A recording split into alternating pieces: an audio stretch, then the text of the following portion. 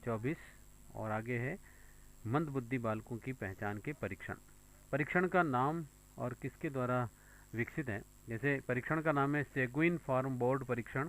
इसका किसके द्वारा विकसित? ये सेगुई फ्रांसीसी चिकित्सक भारत में जे भरतराज व एस के गोयल।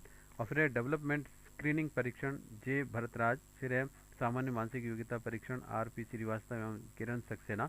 निष्पादन बुद्धि परीक्षण माला सी एम भाटिया।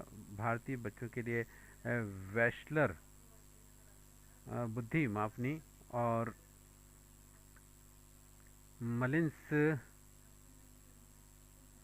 और वाइनलैंड सामाजिक परिपक्वता मापनी डॉक्टर एडलर डॉल।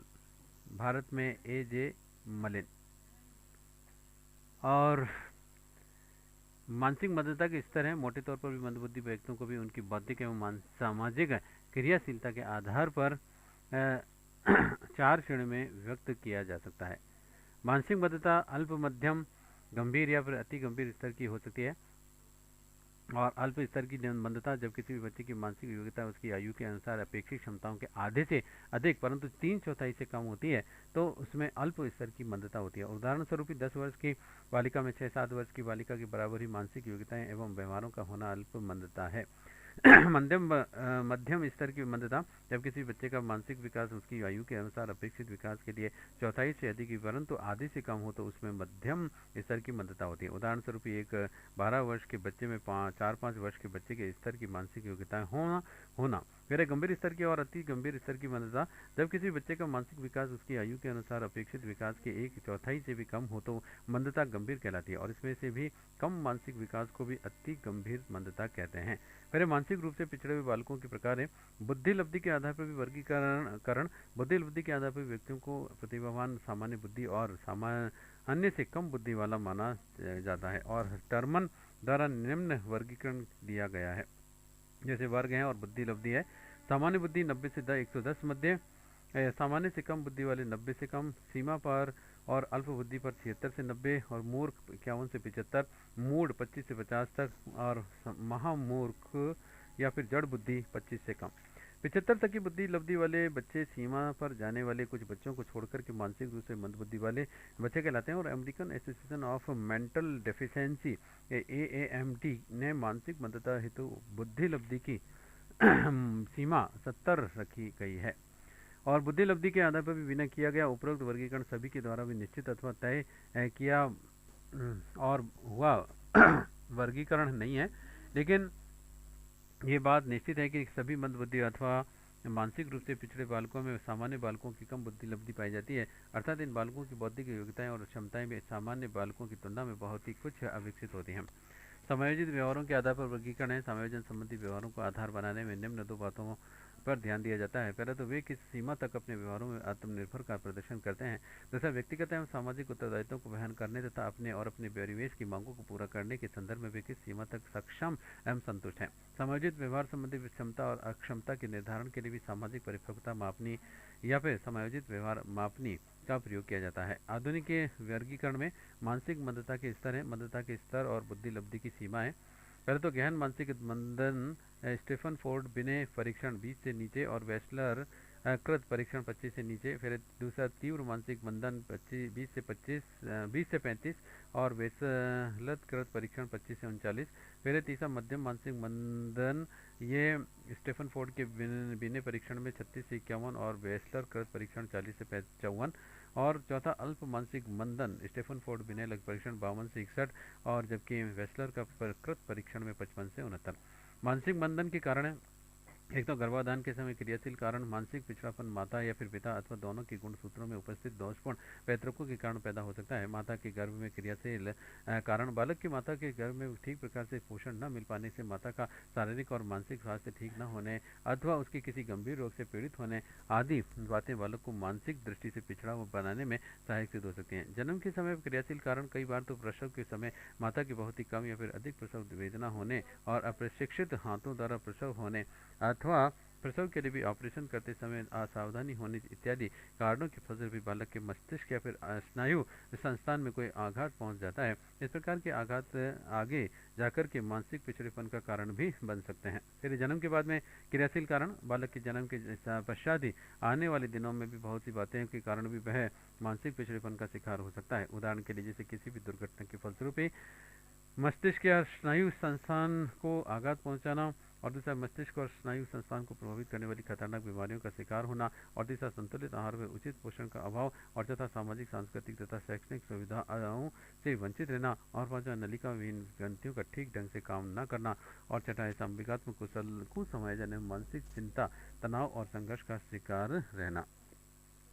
फिर मानसिक मंदता की रोकथाम एवं उपचार संबंधी उपाय है। मानसिक मंदता वंशानुगत एवं वातावरण जन्य दोनों ही प्रकार की हो सकती है। वंशानुक्रम से उत्पन्न मंदता की रोकथाम व उपचार कराए असंभव है, अतः इस तरह के मानसिक पिछड़ेपन का कोई उपचार नहीं है। लेकिन फिर भी विशेषज्ञों की सहायता से बौद्धिक अवसामान्यता के स्तर, मात्रा एवं प्रकृति का भी ज्ञान प्राप्त किया जा सकता है, और इन बच्चों को दीक्षा देने के ऐसे प्रयत्न अवश्य किए जा सकते हैं जिनकी की फलस्वरूप वह अपने और समाज के लिए भार बनने के स्थान पर कुछ उपयोगी सिद्ध हो सके। परिवेशी कारकों को भी कुशलतापूर्वक परिवर्तित करके वातावरण जन्य मानसिक मंदिता को कुछ सीमा तक रोका जा सकता है, और बच्चों में इस प्रकार की मानसिक मंदता की रोकथाम के लिए भी निम्न उपाय किए जा सकते हैं। गर्भकाल में माता के द्वारा धूम्रपान व भ्रूण के विकास को भी ऋणात्मक रूप से भी प्रभावित करने वाली दवाओं के सेवन को बंद कर देना, और फिर गर्भकाल में माता का उचित व संतुलित आहार ग्रहण करना तथा नियमित व्यायाम करना, माता का स्वास्थ्यवर्धक वातावरण में रहना तथा मानसिक, संवैगिक एवं तनावपूर्ण स्थिति में बचना, और फिर प्रशिक्षित परिचारिका फिर डॉक्टर की उपस्थिति एवं देखरेख में प्रसव का होना, फिर जन्म के पश्चात शिशु के उचित देखभाल करना। इन बालकों को मंदबुद्धि के लिए भी बने हुए विशेष विद्यालयों में भेजा जाना चाहिए, क्योंकि इस प्रकार के विद्यालयों में ही इन बालकों की शिक्षा दीक्षा ठीक तरह से हो सकती है। इन विद्यालयों को प्रबंध इस ढंग से किया जाना चाहिए कि इसमें मंदबुद्धि बालकों के व्यक्तित्व का अधिक से अधिक ही विकास हो। इन बालकों की व्यक्ति की आवश्यकताओं के अनुकूल भी पाठ्यक्रम, शिक्षण विधि तथा मूल्यांकन पद्धति को ढालने की व्यवस्था होनी चाहिए। और फिर प्रत्यक्ष अनुभव एवं सूक्ष्म एवं स्थूल सामग्री के प्रयोग पर भी अधिक बल दिया जाना चाहिए, और पाठ्य पुस्तक विषय वस्तु के स्थान पर पाठ्येतर क्रियाओं को भी अधिक महत्व दिया जाना चाहिए। इन बालकों को हस्तकला और उद्योगों के ज्ञान की पर्याप्त व्यवस्था होनी चाहिए। उनमें सुरक्षा की भावना को विकसित करना एवं उनकी उपलब्धियों पर भी उनकी प्रशंसा करना, वाचन, पठन व लेखन का अभ्यास कराना तथा मंदता के स्तर के अनुसार अन्य शैक्षणिक योग्यता विकसित करना। फिर बालकों को अपने दैनिक कार्यों को स्वयं कुशलतापूर्वक करने का प्रशिक्षण देना, नियमित डॉक्टरी जाँच व मनोवैज्ञानिक परीक्षण के आधार पर भी उपचारात्मक व्यायाम व अभ्यास कराना, और उपयुक्त उपायों के द्वारा भी यद्यपि मंदबुद्धि बालकों को सामान्य मानसिक योग्यता का बालक नहीं बनाया जा सकता है, और फिर भी मानसिक मंदता के अनुरूप उन्हें समाज में कुछ उपयोगी योगदान देने तथा स्वयं स्वावलंबी बनने में भी सहयोग दिया जा सकता है।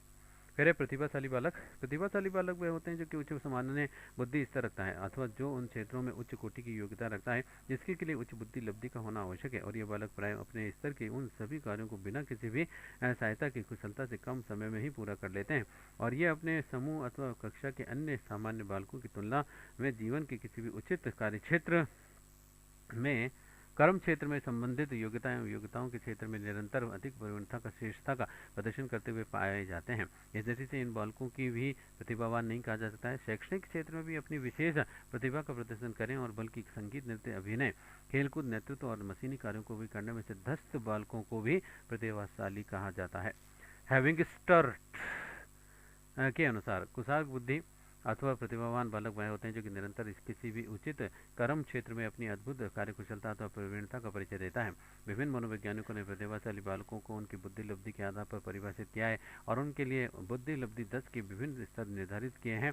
टर्मन ने 140 बुद्धि लब्धि को प्रतिभाशाली बालकों की निम्नतम बुद्धि लब्धि सीमा बताया है। अतः अन्य मनोवैज्ञानिक 120 से 140 तथा उच्च बुद्धि लब्धि वाले बालकों को प्रतिभाशाली बालक मानते हैं। कुछ विद्वान तो प्रतिभाशाली बालकों को सांख्यिकी दृष्टि से परिभाषित करते हैं, और उनके अनुसार किसी भी बुद्धि परीक्षण पर प्राप्त अंकों के आधार पर भी उच्चतम 2 और 3% तक बालक प्रतिभाशाली बालक होते हैं।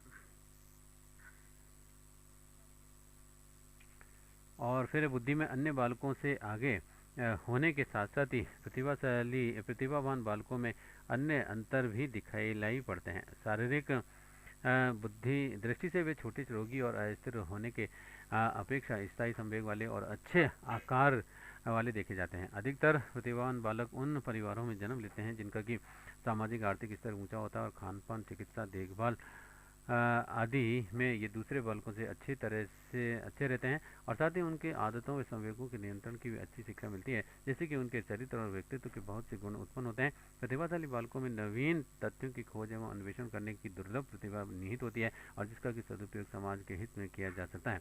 प्रतिभाशाली बालकों की विशेषताएं। प्रतिभाशाली बालकों का शारीरिक विकास तीव्र गति से होता है और ये प्राय उत्तम शारीरिक व उत्तम स्वास्थ्य वाले होते हैं।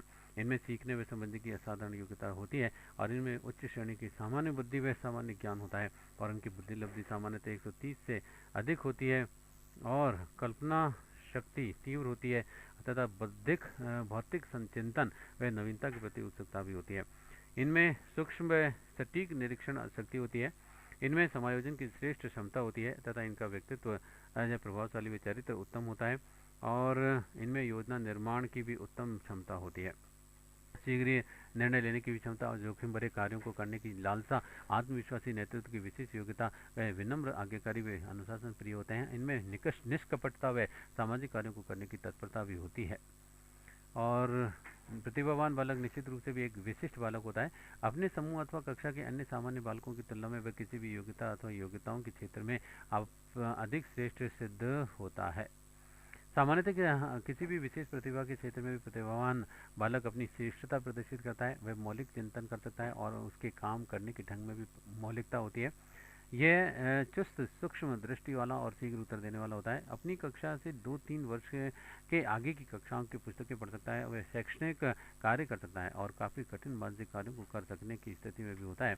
ये बालक धैर्यवान तथा सामाजिक व संवेगात्मक दृष्टि से अधिक दृढ़ होते हैं और ये बालक नियमों व सिद्धांतों का स्वयं सामान्यकरण कर लेते हैं और ये बालक हमेशा दूसरों का सम्मान भी करते हैं। फिर बौद्धिक एवं शैक्षणिक रूप से भी प्रतिभाशाली बच्चों की पहचान। ऐसे बच्चों की पहचान के लिए भी मुख्य रूप से बुद्धि परीक्षणों का प्रयोग किया जाता है। किसी बुद्धि लब्धि के बच्चे को सामान्य व किसी भी प्रतिभाशाली कहा जाए, इस बारे में विद्वानों में बहुत ही कुछ मतभेद है और कुछ के अनुसार तो 125 से अधिक की जिनकी की बुद्धि लब्धि होती है उन्हें प्रतिभावान बच्चे कहा जा सकता है।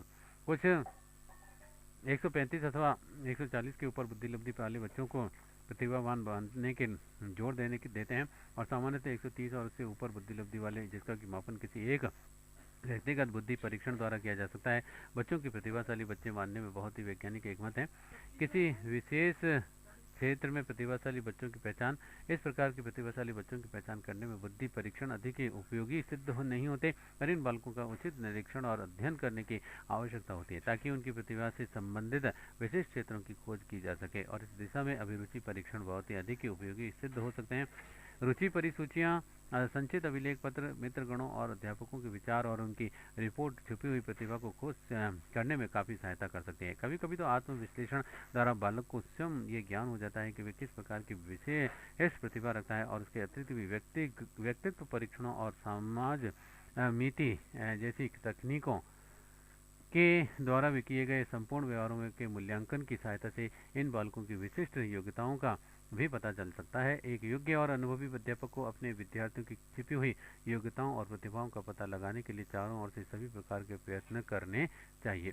फिर प्रतिभावान बालकों की शिक्षा। प्रतिभावान बालकों की शिक्षा है तो निम्नलिखित बातों का भी ध्यान रखना चाहिए, जैसे अलग विद्यालयों की व्यवस्था। प्रतिभावान बालकों की शिक्षा की व्यवस्था करने के लिए भी अलग अलग विद्यालय हों जहाँ की उन्हें अपनी योग्यताओं को विकसित करने की पर्याप्त सुविधाएं यहीं तथा अवसर प्रदान किए जाएँ। लेकिन इन सुझावों की आलोचना की जाती है क्योंकि जनतंत्र विरोधी होने के साथ साथ ही यह व्यवस्था अलगाव की प्रवृत्ति को भी जन्म देती है।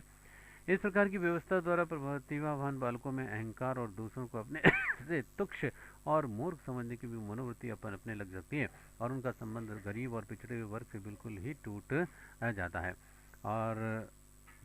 है और एक ही विद्यालय में उन्हें अलग अलग कक्षा तथा समूह विशेष में रखकर शिक्षा देना, इससे भी अलगाव की भावना पैदा होगी और इससे अतिरिक्त भिन्न भिन्न प्रतिभा के इसे गिने गिने बालकों की भिन्न भिन्न सेक्शन या फिर समूह बनाना न तो शैक्षणिक दृष्टि से व्यवहारिक है और न ही आंतरिक दृष्टि से संभव है।